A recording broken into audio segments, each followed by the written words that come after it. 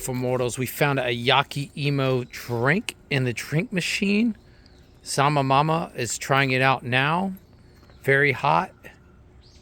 It's almost a live taste test. It's pretty good. Pretty good? Yeah, it's pretty good. Yeah, it's good. It's Tastes- different. It tastes like sweet potato, All right. but very liquid. Don't burn my tongue again. No, the liquid isn't going to burn your tongue. The can's very hot, but the liquid won't burn your tongue. All right. Sophia the Ginger's got it. What do you think? Give it a shot.